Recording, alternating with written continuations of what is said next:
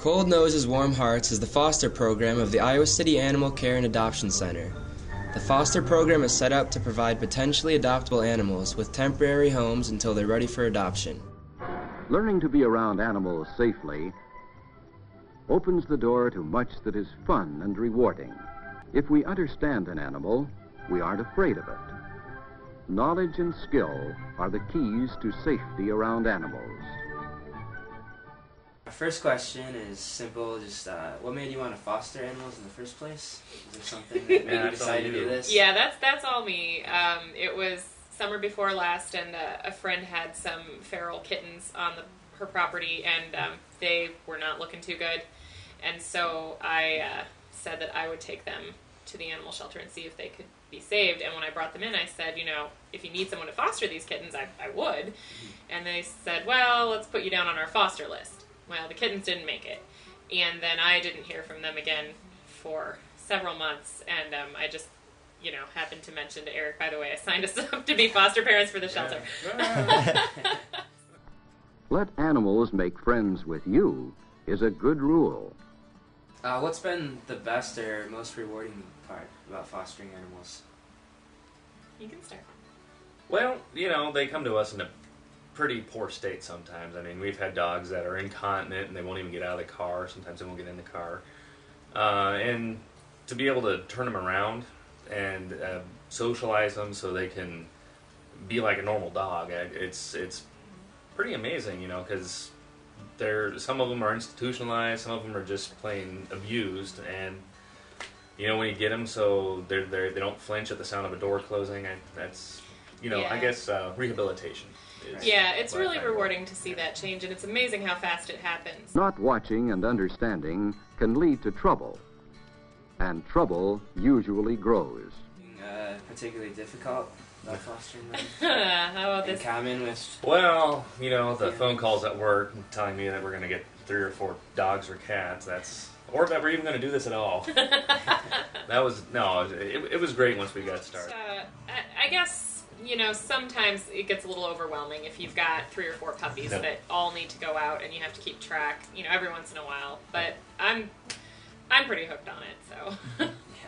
Yeah. What about giving up animals that you had for a while? Is it difficult to, like, see them go? We kind of always have in mind that we're helping them get better to live with somebody else for the rest of their life and be with a family, you know, because we can't adopt them all, but if we can do this, we can save a lot more of them. How many have you had at one time? The most at one time is 5. Yeah. 5? But that Those was are when we puppies. that's when we had the Solon dog with her 2 pups, and then a couple weeks later we got 2 more pups. So do you get to, like, choose which animals you take in? Well, we have a choice to decline. Yeah, I mean, what'll happen is I've kind of got my contact at the shelter, and she'll call and say, it's pretty much with us anymore, it's dogs. We did cats once, but allergies kind of made that a little overwhelming. They'll call and say, we have a dog that needs to be fostered, and they will explain the situation, and then, you know, say, would you be interested? And we've only said no once, actually. So she's our 23rd foster animal in a year and a half. Is there any success story that comes to mind? Chase was a border collie mix, probably. And her story was she was, you know, someone on a farm had a farm dog that had puppies out in the barn, had to physically drag her out of a kennel and then barrel carry her to my car, and she just released all over. She was just petrified. She lived with us for 3 weeks, and at the end, she was the most spunky, personable dog. People didn't even know. And I guess at the shelter, then she would just follow them around while they did their chores, and she just loved everybody. And that was one time where we actually got an email that they were just really amazed at the turnaround in that dog. And it was only 3 weeks. That's great. Yeah. So what's part of your routine with taking care or doing it, like, say, if it needs to be potty trained? Well, I usually get the first half of the day because I wake up before she does. Yeah. And, you know, it depends on what the dog needs. You know, if the dog just needs, you know, tender love and care, then there's not a whole lot to do besides feed and water and dedicate some time in the morning to that dog. You know, sit down on the floor and let it crawl on your lap. Yeah, get lovies. Mm-hmm. You know, if it's a dog who has some medical problems, you have to, get all the medicines out, find something yummy to wrap them in, and then feed them to the dog. Usually if you foster some puppies, you're not going to have to give any shots or anything like that. So the worst would be pills. Yeah. Right, yeah. Pills are nothing. It's really not that hard. You said you've been doing this for a while. What keeps you motivated to keep doing it? Is it just seeing their improvement, or? That's a lot of it. Yeah, and just the love for pets. I never really realized myself, because I didn't volunteer to do this. Rose volunteered me to do this, and never living that down. Yeah, no, you're not. I know. But now that we're doing it, I couldn't imagine getting the call and saying no. You got to be patient, but it's so rewarding, and how can you look in those big brown eyes and not say okay? That's kind of the deal. They're stupid cute. How do you say no to They're cute? wicked cute. I know. I know it. Some of the dogs, even if there was all kinds of space in the shelter, like Chase, the story I told, she was not an adoptable animal when she came in. She can't get placed with a family, and in some places, in some cities, in some situations like that, cases like that are just euthanized because, what are you going to do? It's amazing how they can turn around and then be wonderful family pets. But if they're not given the chance, then, it breaks our heart just a little bit to think that, these folks would be put down instead of adopted out. And, so...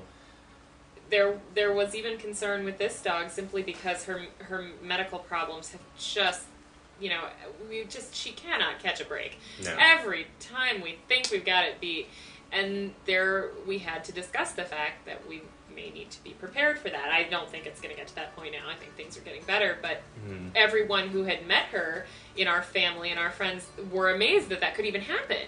How could you put down such a wonderful dog? And the thing is, wonderful dogs get put down every day because there aren't people who are patient and, Yeah, there's more stray animals than there are foster Well, parents. that's the thing, you can get a purebred puppy, and which we're guilty, we have one. Yep. Or you can save, a really just as special an animal. People actually a lot of times ask why we end up with a foster, and a lot of times it isn't medical need, it's the poor socialization, or it's food aggression is a big problem. A dog that you can't, put your hands in their bowl or move them away when they're eating, and that was actually probably most of what we did for quite a while. Yeah, hand feed dogs. Feed dogs, and then work on give and take exercises and train them, to be like, if you let me move your bowl or do this, you might get a better reward later, right. And not to be guarding all the time. It wasn't something that we had learned in advance. We just got some tips from the people at the shelter, and if you can read a dog, you know when you're in danger and when you're not. You aren't afraid, for you understand them. And if you have been taught to handle a trained animal, he will understand you. Do you have any advice for anyone who's considering fostering themselves? Any words of wisdom?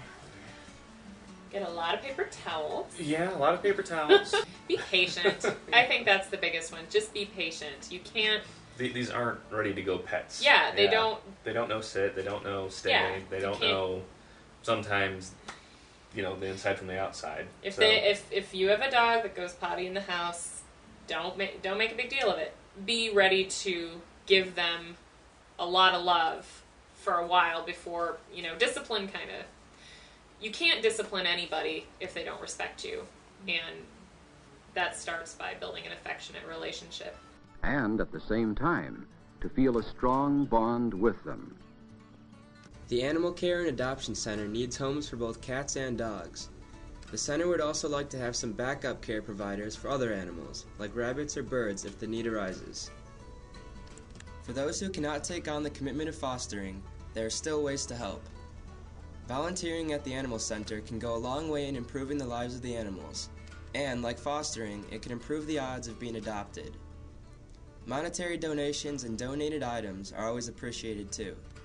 For more information, please visit www.icanimalcenter.org.